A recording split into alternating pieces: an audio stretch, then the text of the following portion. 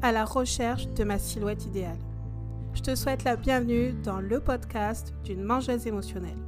Moi, c'est Stella et j'ai décidé le 3 novembre 2023 de me foutre la paix avec mon alimentation et mon poids, afin de guérir de mon TCA qui est l'hyperphagie. Et j'ai envie de t'embarquer avec moi dans mon processus de guérison. Je te laisse avec l'épisode du jour.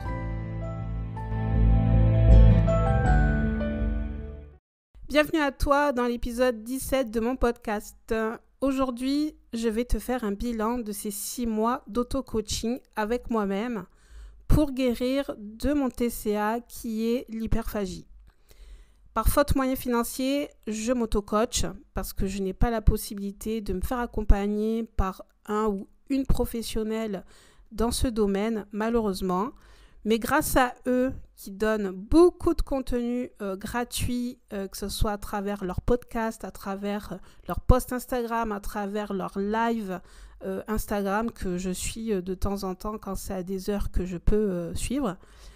D'ailleurs, je les remercie énormément. Bon, je ne vais pas te citer toutes les personnes que je suis, mais en tout cas, moi, ce contenu gratuit m'aide énormément pour guérir de mon côté, toute seule, de l'hyperphagie. Et du coup, aujourd'hui, j'ai envie de te parler de mes victoires, de mes difficultés, mais aussi des choses qui m'aident à guérir. On va commencer par mes victoires. Première victoire, je ne me pèse plus le matin. Je ne pense plus au poids que je fais le matin. Quand je me réveille, je vais à la cafetière. Enfin, déjà, d'abord, c'est ma fille qui me réveille. Donc, d'abord, je vais chercher ma fille, je l'installe au canapé et après, j'appuie sur la cafetière pour avoir un café. Ça, c'est la première chose. Et pour moi, c'est un exploit, c'est une victoire. Je suis trop fière de moi parce que ça fait 20 ans que je me pèse presque tous les jours. J'ai fait plusieurs tentatives en 2023 à arrêter de me peser. Mais là, c'est vraiment du solide parce que ces 3 derniers mois, je pense que j'ai dû me peser peut-être 1 à 2 fois par mois. Et ce que j'ai remarqué d'ailleurs, c'est que je ne me pèse plus le week-end. Je me suis rendu compte que je pouvais me peser un lundi matin, comme un jeudi, comme un dimanche. Il faut savoir que moi, j'avais l'habitude de me peser en général le samedi parce que j'avais, j'avais l'habitude de me restreindre, toute la semaine. Et de faire le fameux cheat meal, enfin plutôt le cheat week-end, pour manger tout ce que je ne pouvais pas, tout ce que je me privais à manger en semaine. Donc c'est pour ça que je me pesais le samedi matin, parce que je me disais, bon, je pourrais manger ce que j'ai envie tout le week-end. Et lundi, comme tous les lundis, comme toute personne qui commence un régime, lundi, on se remet sur les bonnes rails. Deuxième victoire. En ce moment, j'accepte mon poids. Alors, c'est vrai que tu vas me dire, c'est pas tout à fait une victoire si tu dis que en ce moment. Parce que, actuellement, ce qui est le plus important pour moi, c'est me sentir bien dans ma tête, dans mon corps, dans ma tête, c'est-à-dire ne plus avoir de pensées négatives. Ça, c'est dans le processus et je t'en parlerai dans comment je fais. Dans mon corps, mon seul remède que j'ai trouvé, c'est de me filmer, de me prendre en photo, de me regarder, et de me passer de la crème sur le corps pour sentir mon corps, pour le nourrir à travers la crème, mais en même temps de le chouchouter. Une autre victoire, c'est que je ne me mets plus la pression à avoir une assiette parfaite, c'est-à-dire moitié légumes, un quart féculent, un quart protéines. Aujourd'hui, je m'en fiche. Je m'en fiche, mais alors royalement. Parce que c'est encore une injonction qui te dit que tu manges très bien. Mais en fait, j'ai envie de te dire, s'il y a un jour où tu as envie que des légumes et je sais pas, moi, et la protéine, ça fait quoi? Ça fait quoi si tu n'as pas de glucides? Ou ça peut être très bien, j'ai envie d'un plat de pâtes et il n'y a pas de légumes. Par exemple, style pâtes carbo. Il n'y a pas de légumes. C'est pas grave. Avant, c'était primordial pour moi d'avoir quelque chose en légumes ou en fruits. J'associe les deux pareil. Donc ça, c'est une sacrée victoire. Aussi, je me suis rendu compte tout récemment, c'est que je fais de moins en moins des plats différents. Je m'explique. Chez moi, je fais plusieurs repas. Un repas pour monsieur, un repas pour mon fils et un autre repas qu'avec ma fille, on mange la même chose. Pourquoi ? Parce que pour moi, il faut qu'elle mange de tout. Donc, protéines, féculents et légumes. Donc, ça fait 3 repas différents. Et depuis quelques semaines, je me suis rendu compte que je faisais le repas à tout le monde. Je faisais le même repas. Alors, c'est vrai que moi, j'ai chéri qui n'aime pas les légumes, donc il ne mange pas de légumes. Mon fils, il aime certains légumes, donc je l'incite toujours à goûter les légumes que je fais pour moi, pour qu'il en mange. Il faut savoir que mon fils, avant, petit, il mangeait de tout. Maintenant, il n'y a pas grand-chose qu'il aime. Mais bon, ça revient. Hein. Maintenant qu'il grandit, qu'il a 11 ans, ça commence à revenir. Enfin bref. Donc ça c'est une grosse victoire parce qu'avant, c'était pas possible pour moi. Il fallait que j'ai mon assiette. Comme dit mon chéri, oui, t'en as assez du poulet comme ça, t'as assez ta part. Il se fout de ma gueule, hein. Je te dis franchement direct. Il se fout de ma gueule, je pense, quand il dit ça, parce qu'il me dit, ouais, moi je suis un homme et je mangerai pas ça. Et comme je lui dis, c'est pas parce que toi, tu ne peux pas manger ça que moi, je n'ai pas le droit de le manger. J'ai moi, au contraire. Surtout que moi, je suis team poulet, je kiffe le poulet, donc tant qu'il y en a, je vais manger. D'ailleurs, je me suis rendu compte qu'en mangeant de cette manière comme ma famille, il y a un truc, je me suis rendu compte que si je mangeais midi et soir que par exemple fécule en protéines, mon corps, ça va pas. Je me suis rendu compte que dans mon corps, il aime pas trop ça, il a besoin de légumes, il a besoin de fibres principalement pour le bon fonctionnement de mon transit. Donc, j'écoute mon corps. Bon, déjà, moi, tous les jours, je mange de la salade. Hein. Je me suis rendu compte qu'en regardant mes petites notes dans mes anciens carnets, je mange tous les jours de la salade. Mais tu sais quoi ? Je kiffe manger de la salade. Avec la bonne huile d'olive. En plus, moi, j'ai mon papa qui m'a apporté de la bonne huile de chez lui, d'Ardèche, de ma tante, que c'est eux qui ont récolté l'huile et qui sont partis au moulin pour la presser et avoir leur propre huile. Je te raconte ma life, mais c'est ultra important parce que ce goût-là, je disais à mon chéri, je suis une fan de pizza. Et je lui disais, je suis en train de manger une salade, mais c'est comme si je mangeais une pizza. Je me casse le bide. Et ça, c'est des choses qu'avant, je me disais, ouais, il faut manger la salade parce que c'est sain et ça fait maigrir. Que maintenant, je ne le vois plus de ce côté-là. Je mange ma salade parce que ça fait du bien à mon transit. Y a quoi d'autre aussi que je mange avec plaisir. Comme je te disais, je ne mange plus pour manger. Je mange pas pour manger. Si, je mange pour manger, mais je mangeais pour maigrir. Aujourd'hui, je ne mange plus pour maigrir. Je mange parce que j'ai envie de vivre. J'ai envie d'alimenter mon corps de façon équilibrée, certes. Même si c'est pas nickel, mais c'est pas grave. J'essaye. Je fais du mieux que je peux. Et c'est déjà une grande victoire. On va passer à mes difficultés. Alors, la difficulté numéro 1, c'est la reprise du sport.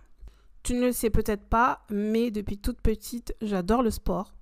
Principalement des sports, on va dire, je sais pas comment on dit ça, le sprint, courir à toute vitesse. J'ai toujours adoré ça depuis la primaire. D'ailleurs, j'étais toujours première, donc je pense que c'est pour ça que je kiffais ça. Hein.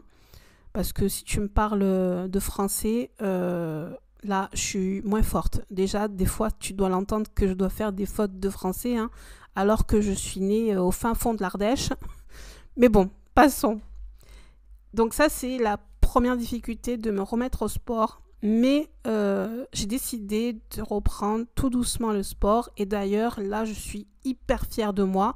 C'est une victoire que je peux te dire. Mais comme c'est pas encore assez ancré, parce que ça fait que 3 semaines que je fais 2 à 3 fois par semaine des séances de pilates pour renforcer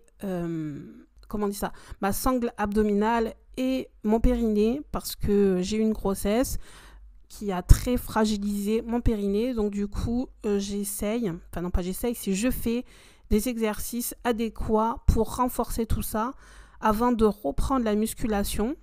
Et le Pilates est un très bon moyen. Là, ça fait, je te dis, 3 semaines. Et en 3 semaines, déjà, je vois une évolution. Je me ressens mieux, je me positionne mieux. Quand je porte ma fille, je ressens que je suis beaucoup plus soutenue au niveau de mes abdos. Je suis moins le ventre en avant. Maintenant, j'ai plus ce réflexe à me mettre droite malgré que je suis cambrée.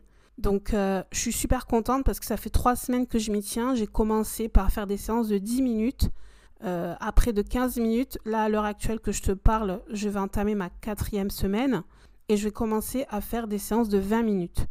Mon objectif, c'est de faire des séances sur du long terme, pas pour juste renforcer ma sangle abdominale et mon périnée. Non, sur du long terme, j'aimerais faire 2 fois par semaine de 20 à 30 minutes du Pilates et après de la musculation. Mais ça, on n'y est pas encore. Je t'en parlerai quand je serai à cette étape.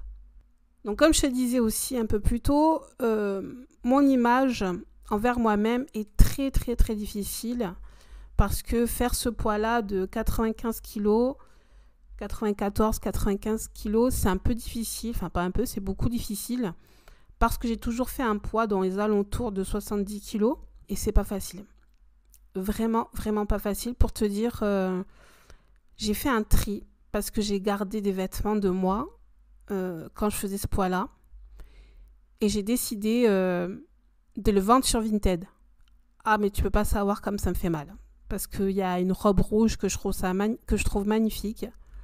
Mais que je me dis non, il faut que tu la laisses partir parce que je ne pense pas que tu vas rentrer dedans. Et pourquoi je te dis ça? Parce que je ne veux plus faire 70 kilos. Je suis plutôt dans l'optique de vouloir atteindre les 80 kilos. Parce que les 70 kilos, tout ce que j'ai fait pour atteindre ce poids-là, je ne veux plus le faire. Et déjà, je suis incapable de reprendre une alimentation restrictive ou à peser ou un rééquilibrage alimentaire.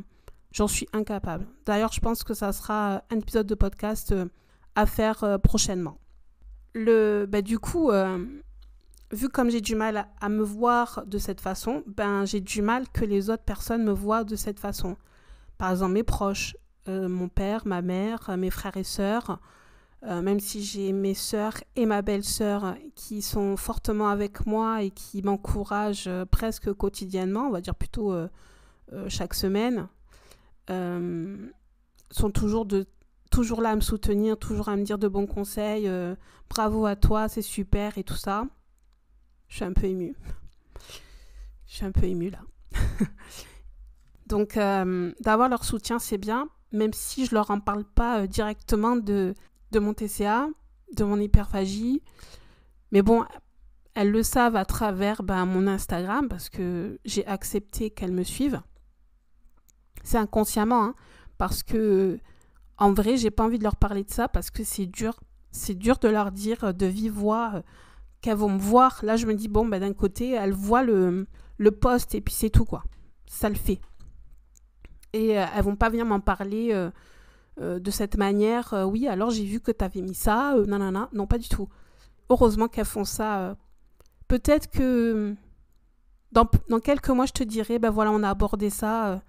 J'en ai parlé de vive voix. Et je pense que ça sera un très bon épisode de podcast sur ça. Je m'éparpille un peu, mais bon, c'est pas grave. Il y a quoi d'autre qui est difficile? Mon anxiété. Si tu ne sais pas, je suis une personne stressée de la vie, très anxieuse. Et du coup, ça en joue énormément sur mon alimentation, sur mes compulsions alimentaires.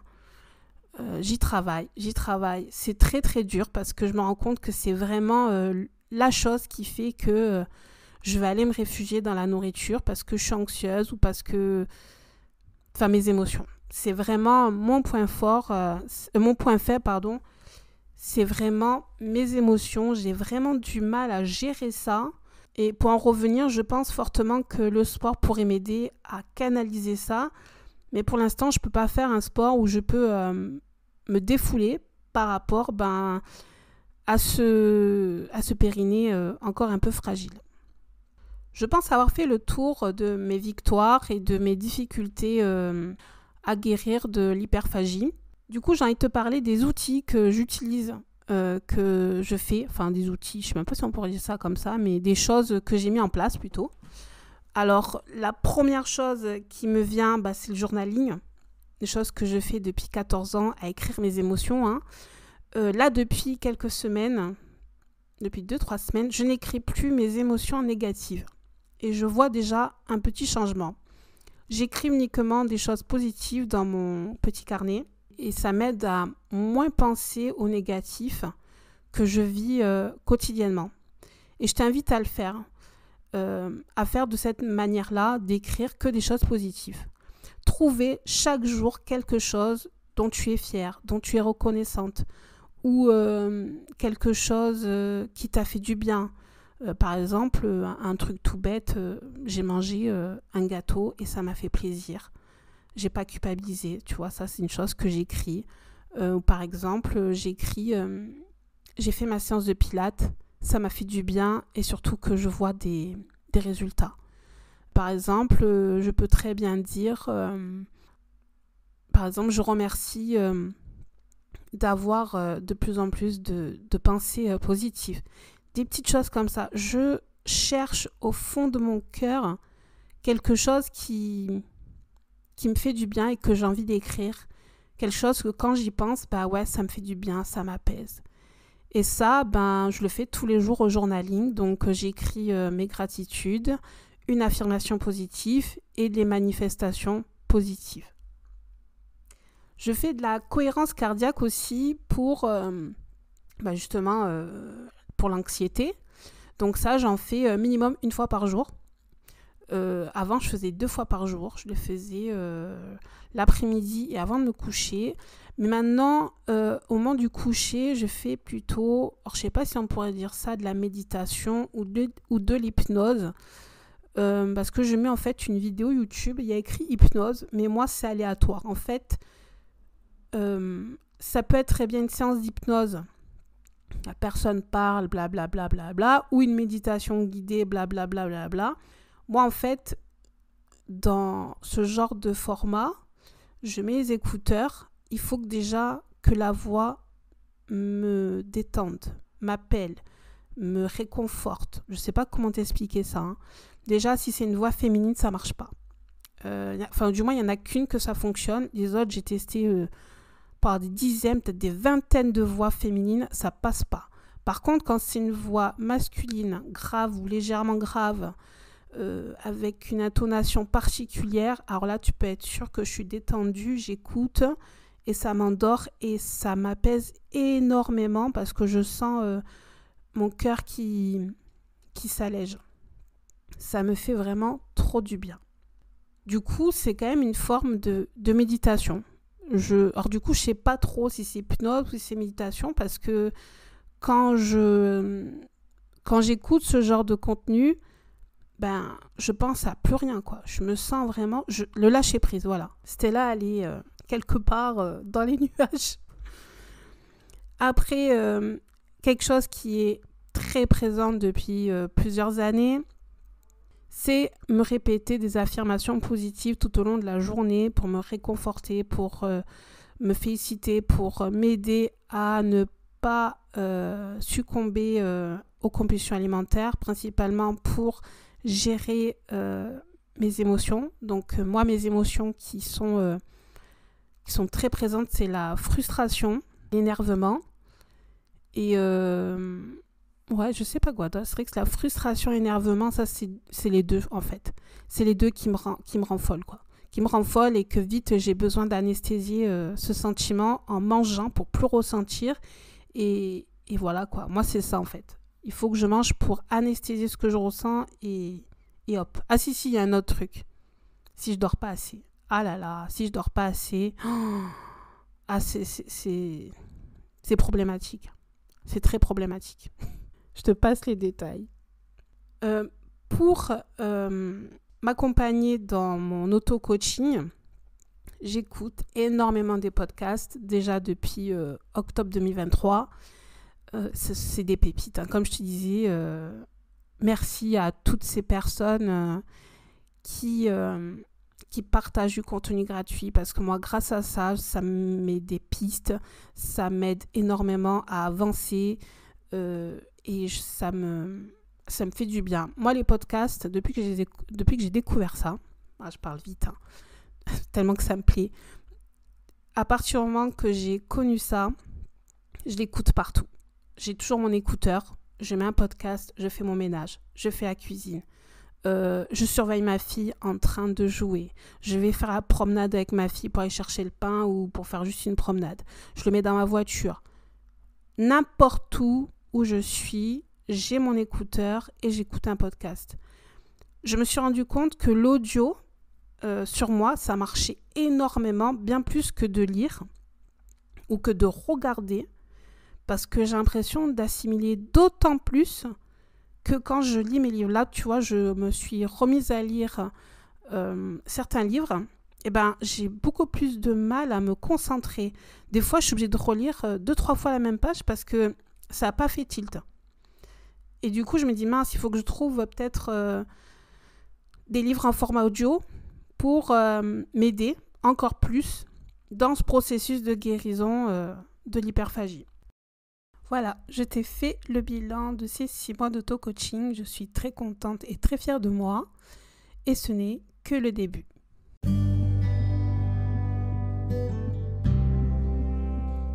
Merci à toi de m'avoir écouté jusqu'au bout. Sache que de parler de mon hyperphagie me fait extrêmement du bien. N'hésite pas à noter le podcast et à partager l'épisode si celui-ci t'a plu, afin de le faire connaître à des personnes tout comme moi ou peut-être comme toi qui mangent ces émotions.